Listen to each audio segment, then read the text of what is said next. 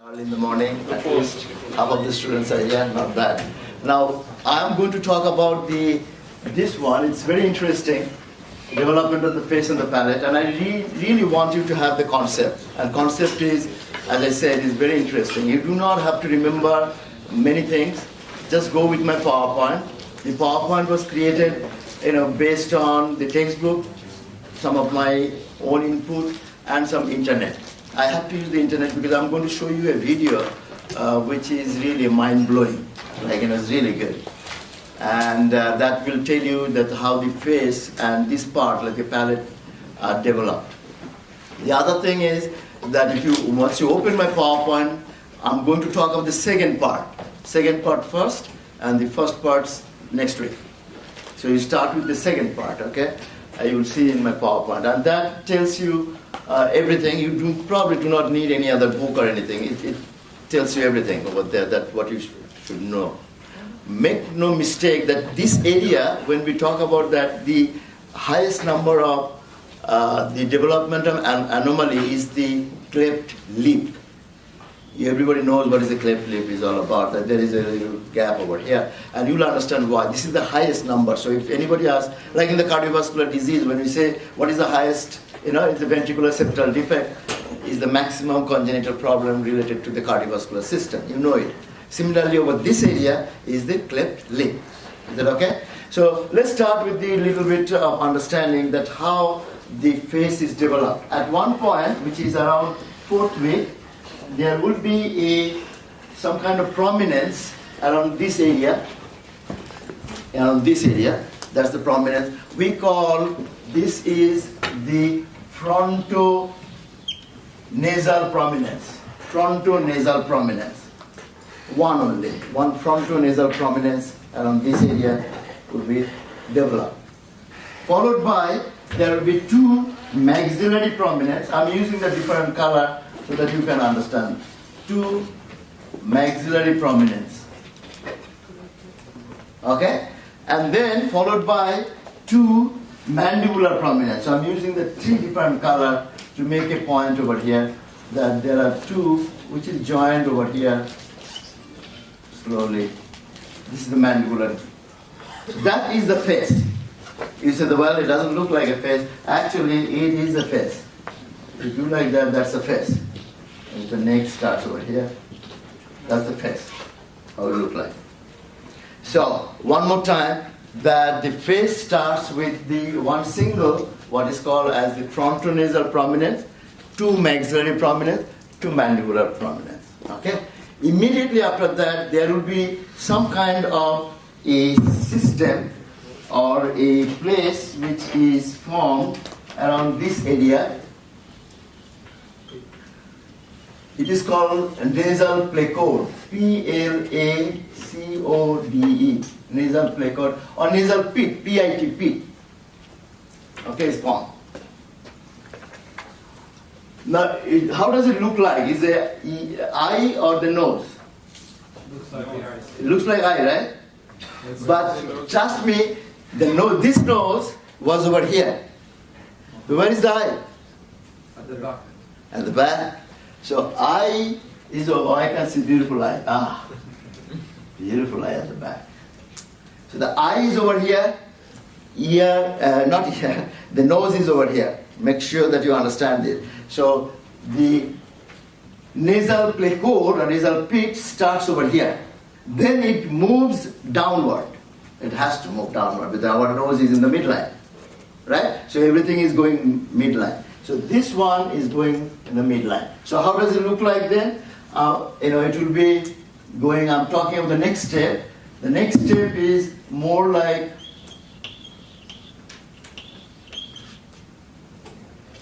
over here, which has a lateral prominence and a medial prominence. So lateral prominence and a medial prominence. So one more time. The nasal placode or nasal pit moves medially downward, and then the lateral part is projected out. You have seen a lateral part? Lateral part is projected. It's called the lateral nasal prominence. Is that okay? Lateral nasal prominence. This is called the medial nasal prominence. This is the medial nasal prominence. And you have seen it, I don't know whether you have seen in your mirror, your nose, or maybe if you have not done that first time in your life, you see your nose. The nose, the medial part joined together.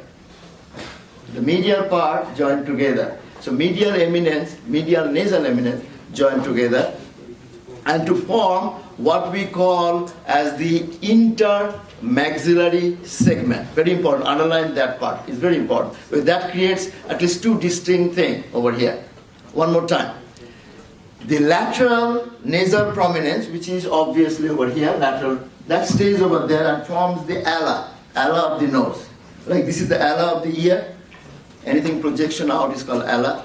So and the plural is ali, A-L-A-E, ali, or ala, okay, singular. So we have two ala, which is called two ali over here, and the medial portion is joined together to form intermaxillary segment. Very important, intermaxillary segment. Intermaxillary segment. So what does it produce basically? It basically produces this part, and you know, it's covered by mustache. Those who do not have mustache can feel that you have a groove over here. Have you seen your face? I see for the first time you have a groove over there. It's called the flintum.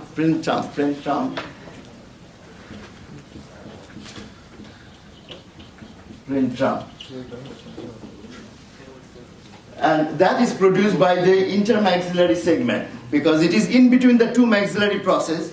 So this part is in between the maxillary, that's why the intermaxillary segment.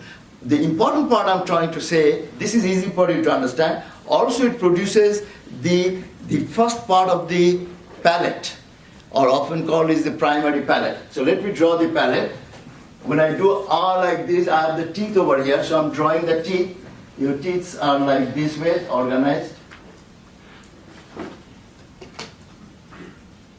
Right? This is the palate. When I do that, so this part, so 4 teeth, incisor teeth 1, 2, 3, 4 here. This part is formed by the intermaxillary segment.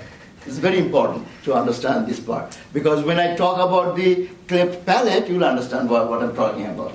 So the first part, or the primary palate, is formed from the intermaxillary segment. So intermaxillary segment is in the midline, and is in between the two maxillary, is actually formed from the two medial nasal processes, and is primarily responsible for the formation of the tip of the nose, the flintum, and the primary palate. Is that clear to you? Can you repeat it? Everybody's clear? This is, you know the palate. Yeah.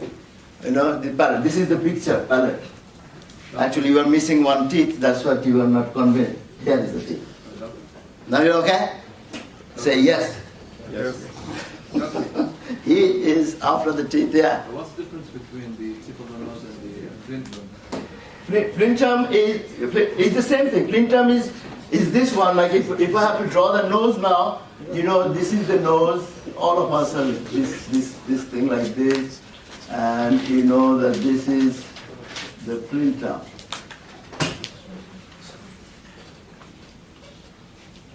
There's a little groove over there. This is the lip. This is the lip. But this one I'm talking about, the flintum. This is the lateral nasal process, medial nasal process. Okay? This is how it looks like. This is the nose. This one called flintum. The one in the middle next to the lip. Middle flintum, yeah. Okay. Now, what I'm trying to say over here is very simple. That now you understand if I say what is the nerve supply of the tip of the nose.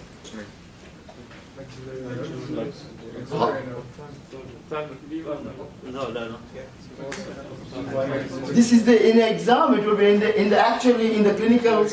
When you do the professional skill, the first clinician said, "What is that?" Like this is when I put like this, I get a sensation. Quick! All the girls did it yesterday. All of them. All the girls did it. Now it should give you a little bit of chance. Come on. Ophthalmic is the correct answer. Give a big hand to him. Yeah, ophthalmic. Ophthalmic. So you can understand why ophthalmic. It looks like a maxillary type of thing is normal because it is coming from the frontonasal part. You understand this picture? So anything over here will be ophthalmic.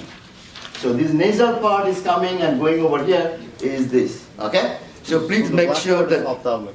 ophthalmic, yeah, ophthalmic division of the trigeminal. It's purely sensory. You know that the maxillary and the ophthalmic both are purely sensory. Mandibular has both.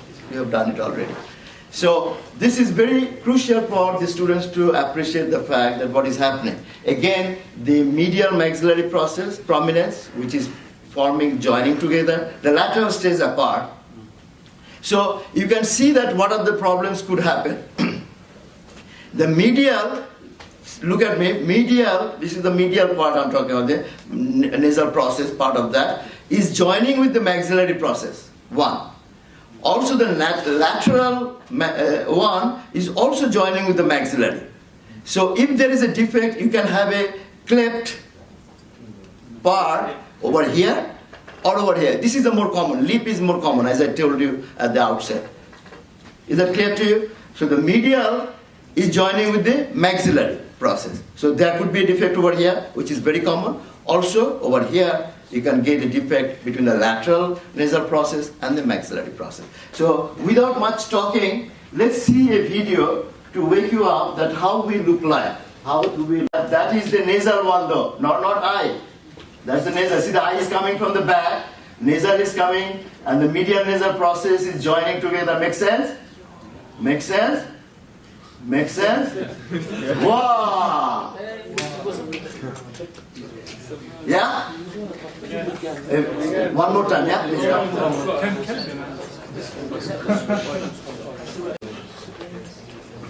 Okay, this is the first PowerPoint, first slide, showing you the development of the face, okay?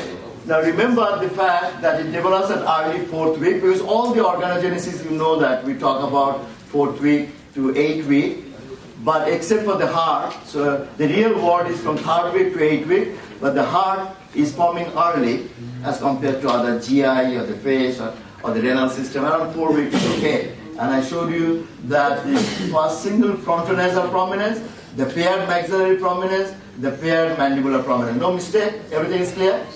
Wonderful. Then the objectives are very straightforward, therefore. Describe 5 facial primordia. These are called primordia. When I talk about this area, prominence, it has both ectoderm, mesoderm and endoderm. You can see, when I touch this one and pull it out, it has the skin, it has the inside the connective tissue, which is the mesoderm, and below that there is some epithelium, which is the endoderm. So that's what is the primordia we are talking about. So indicate the various derivatives of this 5 facial primordia. Like for example, if I say the maxillary prominence, obviously that maxillary prominence will form the maxillary bone. When I talk about the mandibular prominence, obviously it will form also the mandibular bone. Okay? The nasal bone will come from there. So it's not that difficult, except for the fact that the palate is also coming from the maxillary process. Okay? Either intermaxillary or the maxillary. That diagram, I put it over here. The rest is maxilla. You know that. Have you seen a maxilla? There is a palate there. Yes or no? Yes. Yeah. So this palate is maxilla, but this part one is the intermaxillary. Yeah. Okay, good. So let's do the next one. This is the diagram I draw in front of you. Look at the maxillary prominence is this one. And slowly it will be increased. This is the frontonasal, and this is, make no mistake, this is not eye, this is the nasal placode or nasal pit. Very good. So this I showed you already. Again, this is the diagram I made it, not much to talk about. Okay, frontonasal pair, again and again I'm just showing it. And I just told you that the primordia is basically, it has ectoderm, mesoderm, endoderm, everything is inbuilt. Now this one is showing you the 4th week, bilateral oval-shaped ectodermal thickening, nasal placode on either side, okay? And then the prominence starts after that. See, mesenchymal cells proliferate at the margin of the precourt and produce horseshoe shape. One side is called medial, another is the lateral. So one is the medial is this one, lateral is this one.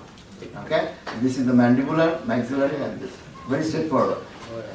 Okay, now this is how we look like within 5th week. You can see that how it is. The nose is coming towards the midline. And again, this is the intermaxillary segment in between. Okay, that's the lateral part. And everything is clear to you. Now, I was telling you that there could be a problem over here. This is the maxillary, this is the lateral process, lateral nasal process. So either a problem over here or a problem over here. This is exactly I draw earlier. There's the 4th teeth, which is the, the philtrum of the lip is above, but also it is producing the palate. This is the palate, primary palate. It's clear now? Everybody say yes. Yes. Okay, wonderful, wonderful. You people are doing good. This is another diagram showing you that week 6, week 10, how quickly it is changing. This is again the intermaxillary segment. So in my exam, I may emphasize a little bit of intermaxillary segment, okay? That what are the derivatives of this. So one you can say philtrum or the medial nasal process over there. And is the other is the primary palate, which is very important. You'll see why I'm emphasizing that in a minute. Okay, again, the derivatives of the facial component, which was one of your objectives, you can see, you can understand this. Frontal and nasal bones have to come from that. Very easy. Frontonasal, so frontonasal. And the maxillary prominent operator maxillary bone will come, zygomatic bone will come, and the secondary palate. Make sense? Secondary is the second part. Okay, very good.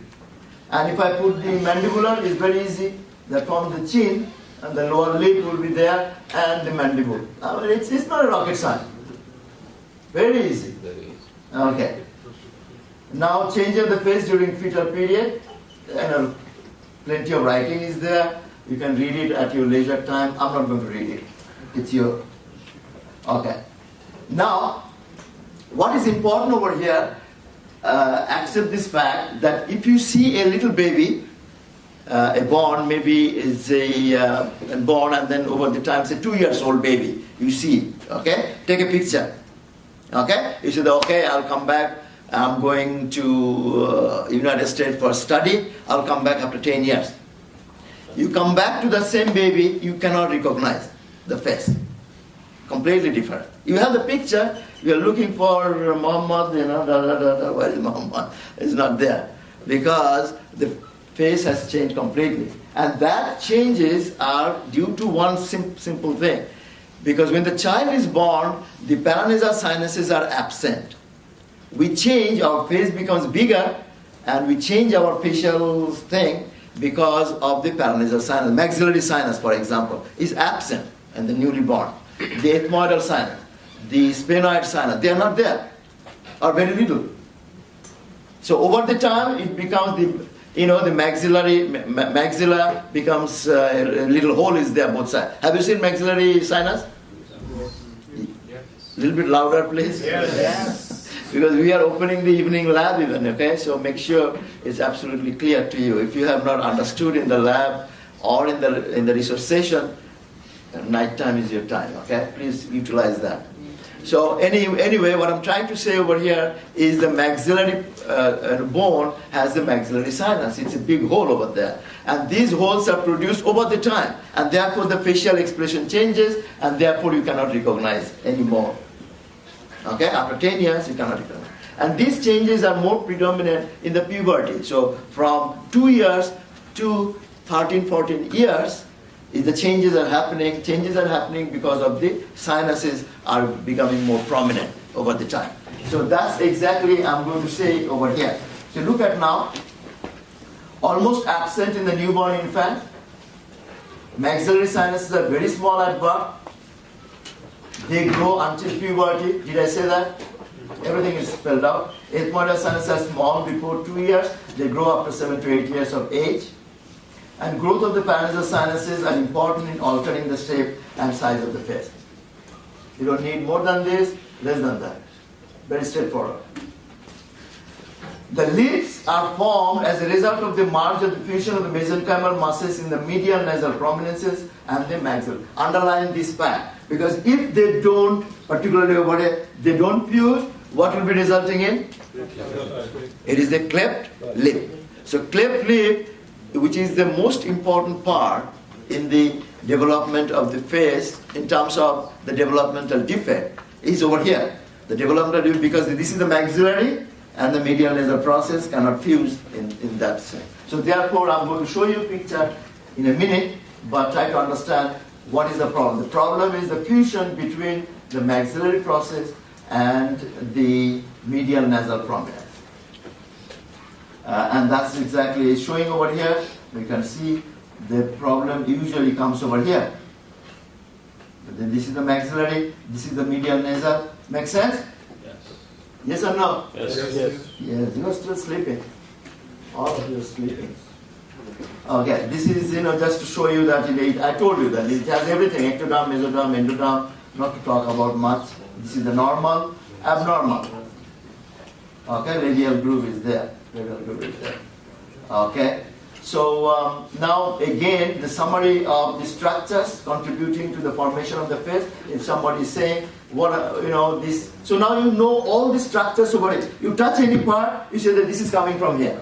It's so easy now. The whole face, you should be able to do it. If you cannot do it, this is the summary for you.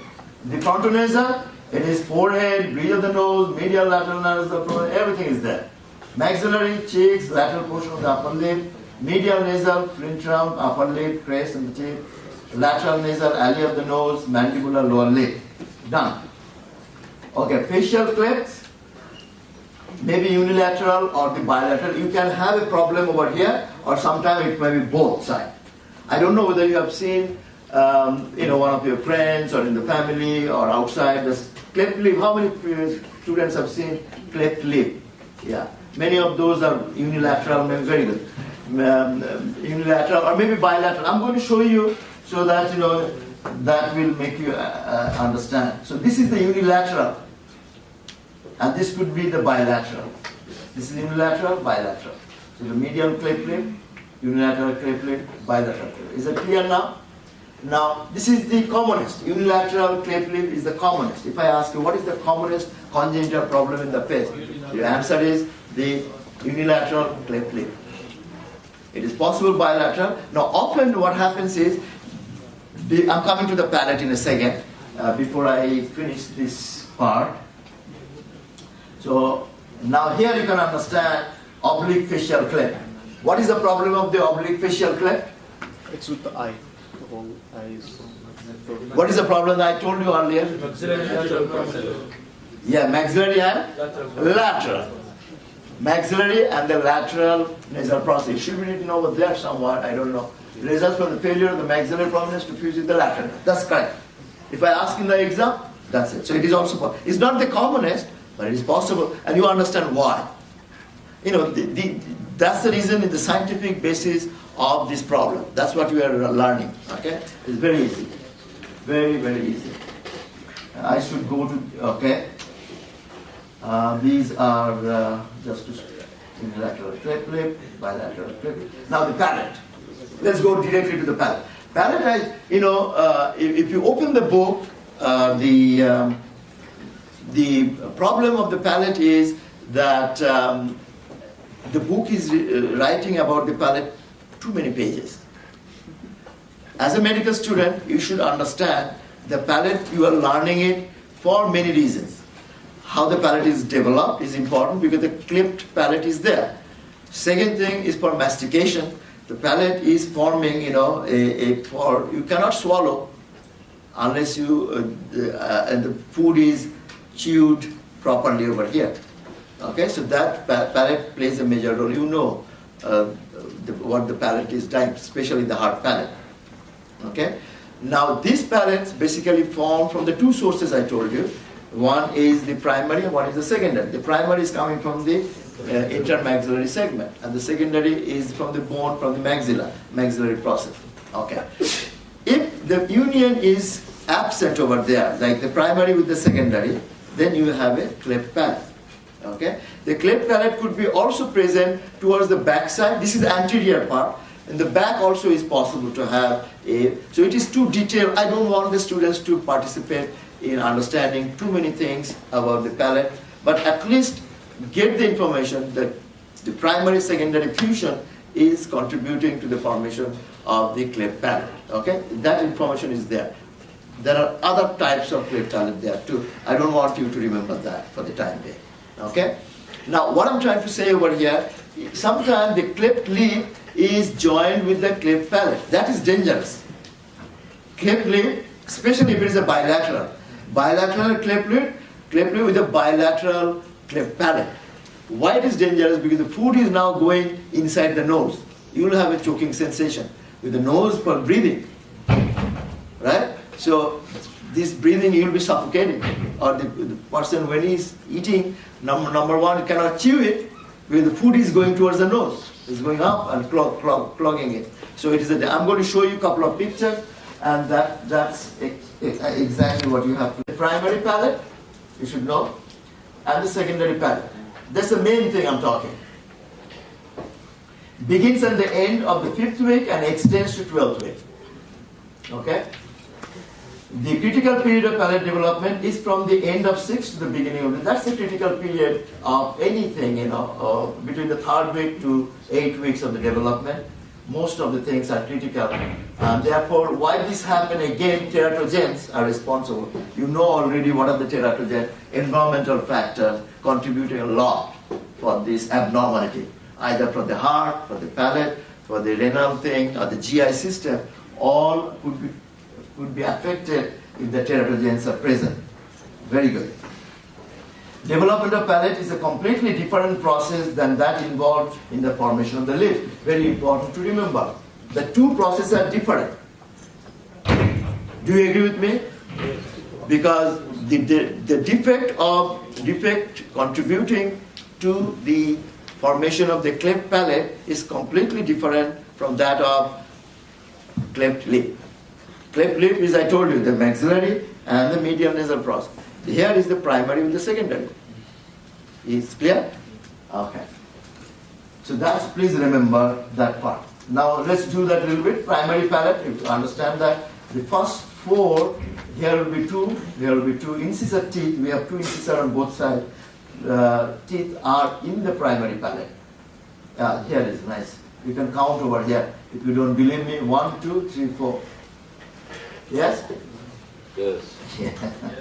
There's the primary. Now I'm saying that in the back side it is also a possibility, some kind of cleft palate is also, but don't go into detail. This is the anterior part is more important for you.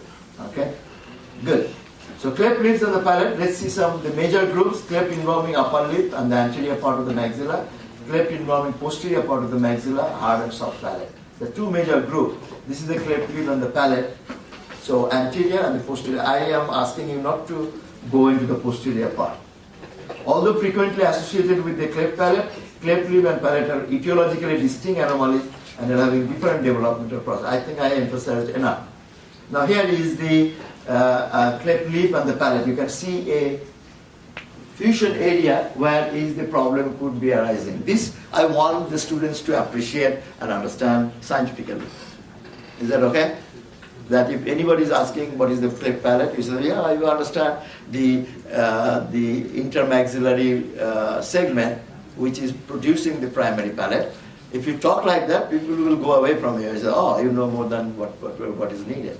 And the secondary palate comes the maxillary, so they have to join at one point. If they don't join, that will contribute to the formation of the cleft palate. With the cleft palate, this is not the only mechanism. There are other mechanisms too, but I just diffuse that a bit because I don't want the students to know detailing of that. This is the bilateral cleft lip and the palate. This is more problematic, I told you, because the food material will now go towards the nose. Is that okay? Very good. And this is exactly I'm talking about, how it look like. If it's a bilateral, look at this, is all open area. All open area.